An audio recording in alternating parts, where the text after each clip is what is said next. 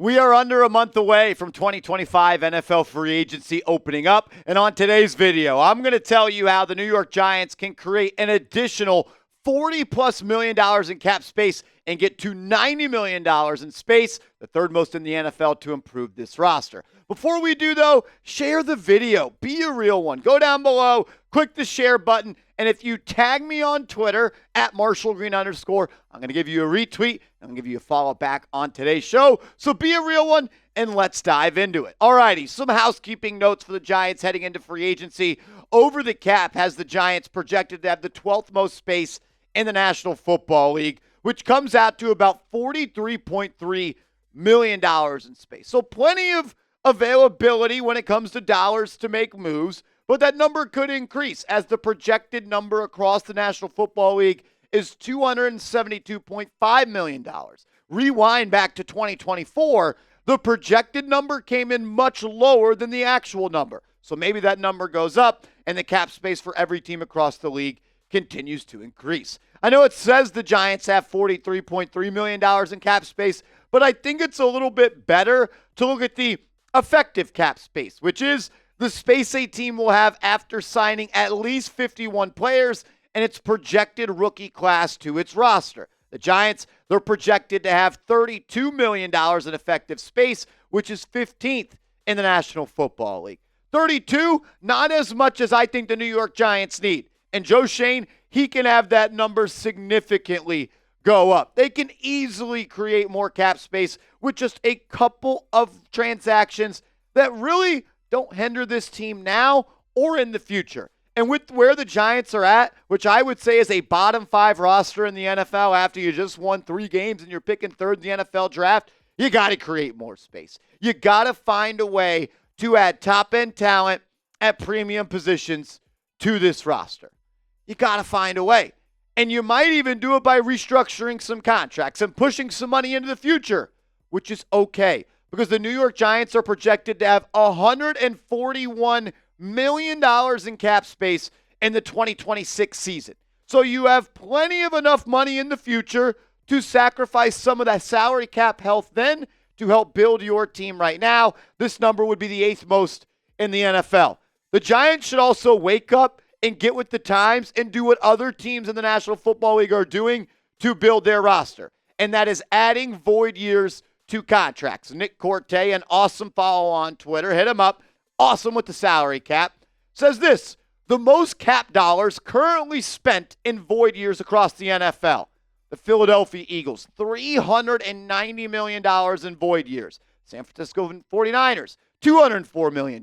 It doesn't always work out, though. Look at the Cleveland Browns. Look at the New Orleans Saints, the Jaguars, the New York Jets, the Dolphins, Cowboys. Look, Detroit, they're 10th. So you can build teams in multiple ways.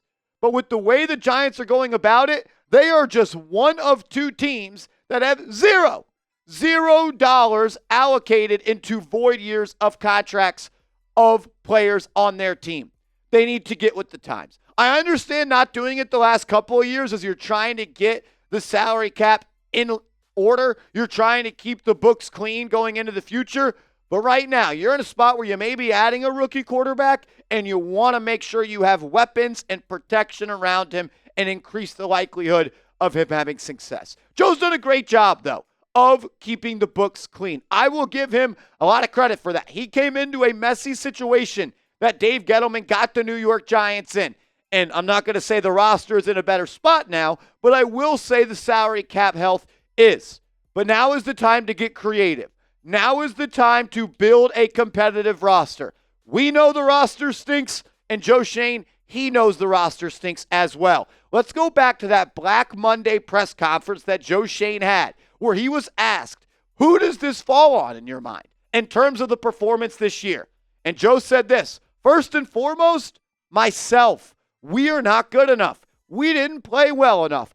I've got to do a better job assembling a roster with more talent so we can go out and compete at a higher level. So I look inward first and foremost.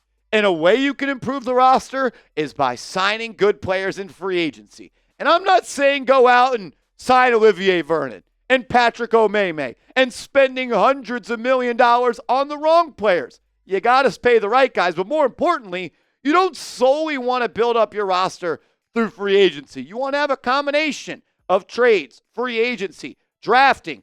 You were awful in the first two years in the draft, Joe. Great last year. A good building block. But where the Giants are at, they can afford to spend some premium dollars on some premium players, especially at premium positions. Get creative. Find a way to create more cap space. I got a four-step. I showed you five. I got a four-step plan we're going to go through in a second. But first, I want to hear from you. What is the biggest need on the Giants roster? And you can't say quarterback because we all know it is quarterback. So don't even say that. Give me the biggest need on the Giants roster right now. If the Giants want to add $16 million in cap space this year, you go ahead and you restructure Brian Burns' contract. He is a perfect restructure candidate. 25 years old. He's healthy. His best days are ahead of him, and you can move that money into the future. I know a lot of times we talk about restructuring players' contracts. What does that mean? Here it is. It converts a portion of their base salary into a signing bonus, freeing up cap space while pushing a larger cap hit into future years of the contract. So who do you want to do that with? Players that are not yet in their prime or going to continue to get better, are still young, and you see them as long-term pieces of your team. And after you gave a 5-year, $150 million contract and traded a second-round pick for Brian Burns, that makes him a perfect restructure candidate. Just turned 26 years old, played in all 17 games last year, didn't really miss any time with the Carolina Panthers as well. I know some people think maybe the Giants shouldn't have made that trade. I would make it again and again and again. He played through injury after injury. He played with Giants pride, and he was awesome. 8.5 sacks. Also drew a lot of holding penalties. I think he led the National Football League at one point and passes batted down at the line of scrimmage. Brian Burns, go ahead and restructure him and save yourself $16 million and add that to your spending. I would then go out and I would restructure Andrew Thomas's contract as well. Not the perfect restructure candidate like Burns because he had some injuries, but he's a long-term piece, still just 26 years old, and you get to add $12.5 million to your spending this year. I do worry a little bit about his injuries long-term, but this ship, it is either going to float or it is going to sink with Andrew Thomas. Played in just 6 games last year, and look, when Andrew Thomas plays, he's one of the best in the business. The Giants' offense, the Giants' team has so much more success when he's out there, and I'd like to see some more players brought in around him, and maybe a quality backup in case he does get hurt. A little bit worried about the injuries, but I still think he's a great candidate to be restructured. Go ahead and save me that $12.5 million. Then I'm going out and I'm restructuring the best defensive lineman in the NFL.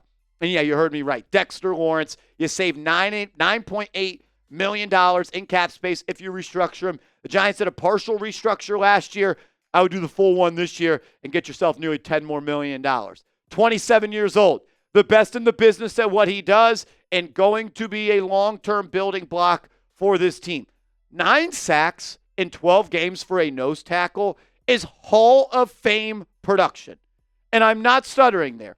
9 sacks, 12 games for a nose tackle is Hall of Fame type juice. And he's making a really strong case to get there one day. Restructure him, save that $10 million, and then cut Graham Gano.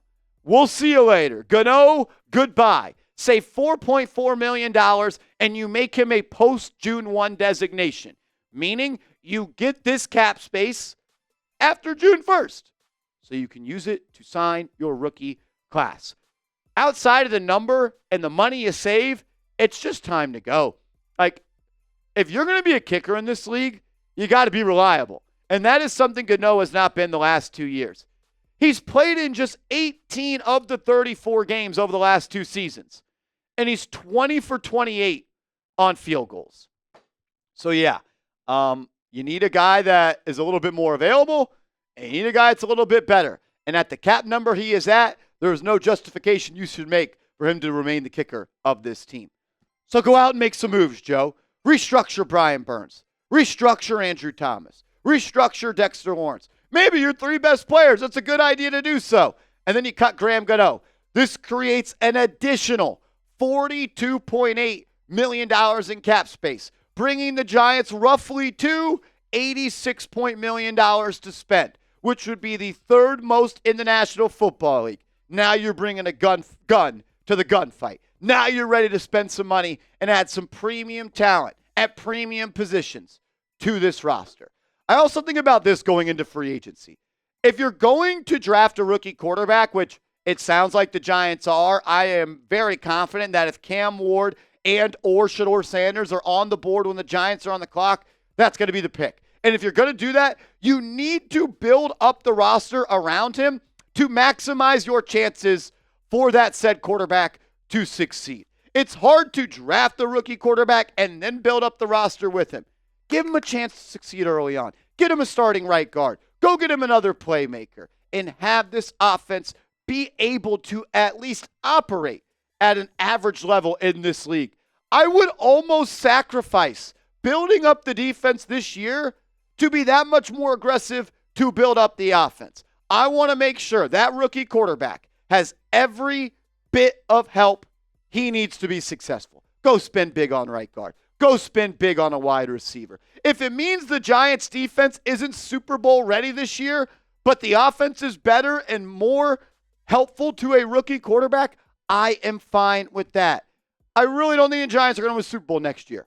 The only thing that should be on their mind and on their radar heading into 2025 is how can we do whatever it takes to make sure that rookie quarterback has success in year one and success down the line. And I think that's building up the offensive line, signing a right guard, and adding maybe one or two more weapons to this offense. Joe, it's time to get creative. It's time to spend some money and add some legit talent to this team. Please, go do it. Make sure you are following me on social media. We could talk about this more over there. I'm on Twitter. I'm on IG at @MarshallGreen_. Hit me up, and let's go Big Blue.